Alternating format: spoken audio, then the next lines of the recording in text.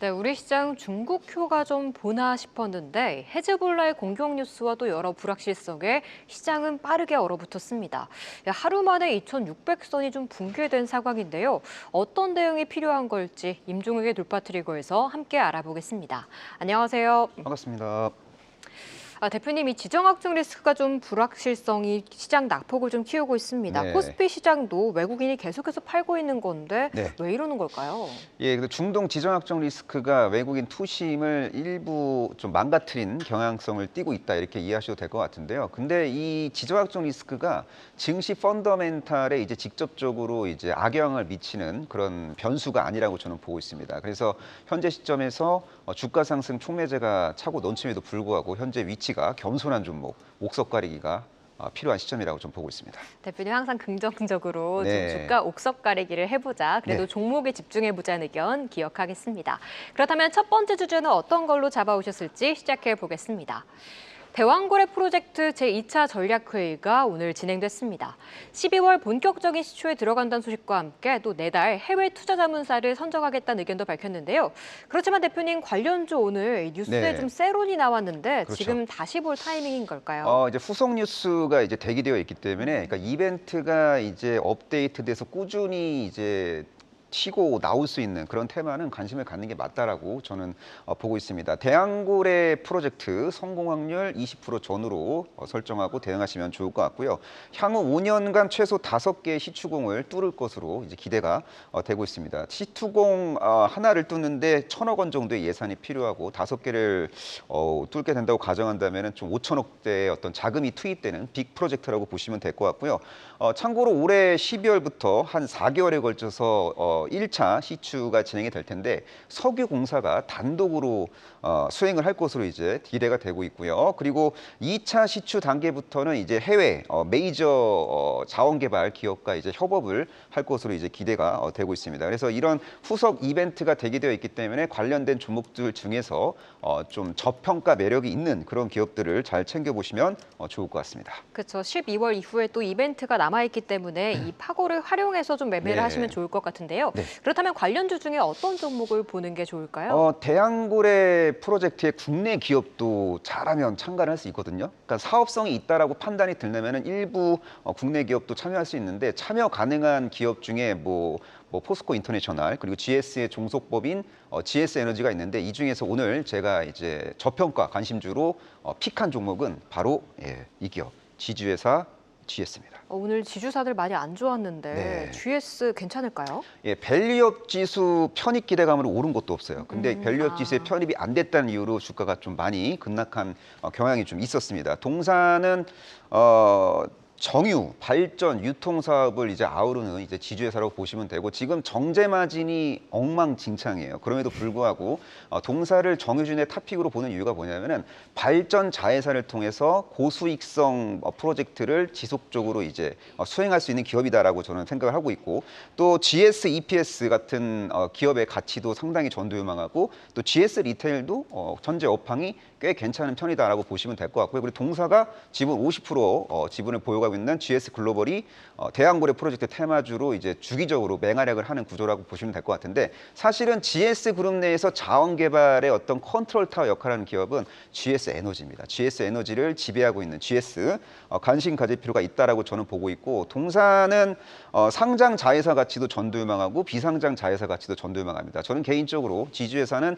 비상장 자회사 가치가 꽤 그럴듯할 때 지주회사 프리미엄이 부여된다고 생각하거든요. 근데 동사는 지주회사 프리미엄이 전혀 부여가 된 상황이 아닙니다. 왜냐하면 올해 예상 EPS 기준으로 퍼가 3.6배 미만에서 지금 거래되고 있고 PBR은 0.31배 전후에 불과합니다. 그리고 현재가 기준 예상 배당 수익률은 5.6% 이상이니까 상당히 매력적인 저평가 종목이라고 보고 있고 이런 종목이 왜 밸류업 지수에 편입이 안 됐는지 저는 그것이 매우 궁금하고요. 그리고 동사는 기업 가치 그 재고 정책을 적극적으로 펼칠 수 있는 능력 있는 기업이기 때문에 장기적인 측면에서 봤을 때는 밸류업 지수에 편입될 가능성이 제법 있는 종목이라고 저는 판단을 내리고 있습니다. 그쵸, GS 좀 상장 자회사도 건강하고 똘똘한 비상장 자회사도 보유하고 있다는 점이 참 긍정적인데 맞습니다. 이번에 안 들어간 게 참 아쉬워요. 그렇죠. 그렇다면 가격선은 어디까지 제시해 주실까요? 예, 뭐 밸류업 지수에 편입이 안 된 관계로 오늘 주가가 제법 빠졌어요. 그래서 오히려 트레이딩하긴 더 좋아졌습니다.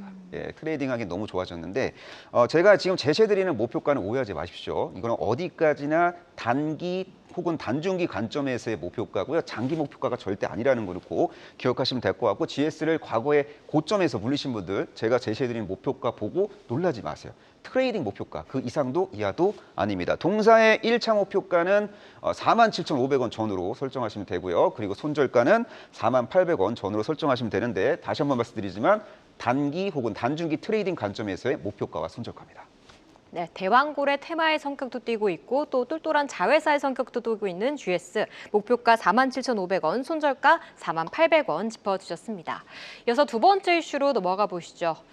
9월 말인데 이 낮 기온이 30도 이상을 기록하는 등 이런 이상기후 현상과 또 자연재해, 생산성 악화 등 이 농가에서는 스마트팜이 대안으로 떠오르고 있습니다. 각 지자체 지원 사업도 좀 늘어나고 있다고 하는데요. 대표님 관련해서 투자 포인트는 어디에서 잡아볼까요? 이 스마트팜 시장이 이상기후 그 현상 속에서 구조적으로 성장할 가능성이 높습니다. 그래서 이 스마트팜 시장 성장 속에서 낙수 효과를 볼 수 있는 일부 기업들에 대한 관심이 필요한 시점인데 스마트팜은 농업의 ICT를 접목한 일종의 지능형 농장이라고 이해하시면 되는데 대한민국이 또 ICT 강국이잖아요. 그래서 스마트팜 사업을 사업 역량을 레벨업 시키기 상당히 수월한 조건들이 많이 있는 국가라고 보시면 될 것 같습니다. 지금 세계 주요 곡창지대 관련 위기설이 언론을 통해서 이제 보도가 되고 있는 상황이라고 보시면 될 것 같고 이러한 환경 속에서 스마트팜에 대한 글로벌 수요는 지속적으로 증가할 가능성이 매우 높아 보이고 국내 스마트팜 보급 면적이 매년 10% 전후 확대가 될 가능성이 높습니다. 그리고 한국의 스마트팜 기술을 도입하고자 하는 중동 국가들이 증가하고 있는 추세라고 보시면 될 것 같고 스마트팜 수출을 확대하기 위한 정부의 적극적인 지원 정책도 기대가 되고 있습니다. 네, 국내 스마트팜 보급 면적이 좀 매년 10% 정도 늘고 있다는 상황이기에 관련주들을 좀 지켜보는 게 좋다라는 말씀 주셨는데 네. 그렇다면 관련주는 어떤 걸 볼까요? 사실 이제 스마트팜 시장이 성장하면요 대기업 계열의 IT 서비스 기업들이 좀 부가가치를 창출하게 될 가능성이 높아 보이는데 그 중에서 LG CNS가 스마트팜 쪽에서 뭔가 역할을 할 것 같아요. LG CNS를 지배하고 있는 지주회사 그 회사 이름은 바로 그 유명한 LG입니다. LG에서 가전도 있잖아요. 그렇죠. 예.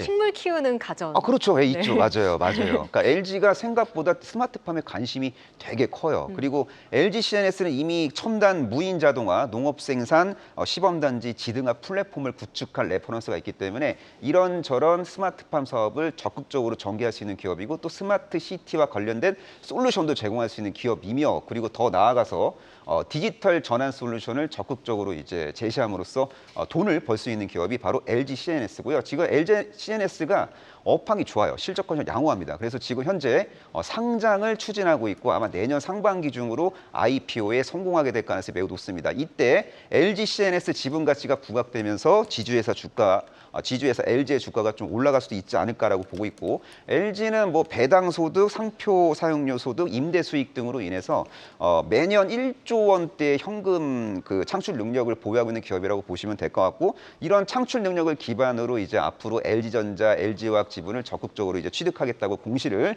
한 바가 있고 또 기업 가치 재고 방안을 아주 적극적으로 제시할 수 있을 정도로 고가의 현금이 차고 넘치는 기업이라고 보시면 될 것 같습니다. 이르면 4분기 중으로 밸류업 계획을 발표하게 될 가능성도 좀 있는 편이고 LG뿐만 아니라 LG의 주력 자회사들도 기업 가치 재고 계획에 대한 공시 가능성이 4분기 중으로 좀 가능하다라고 보시면 될 것 같고요. 그리고 동사가 2년에 걸쳐 갖고 자사주 5천억 원을 매입을 했는데 이 자사주를 소각하는 카드가 현실화된다면은 중장기적으로 ROE가 개선되는 어떤 스토리로 연결될 가능성이 높아 보입니다. 그리고 3분기 실적은 견조할 것으로 전망이 되고 있습니다.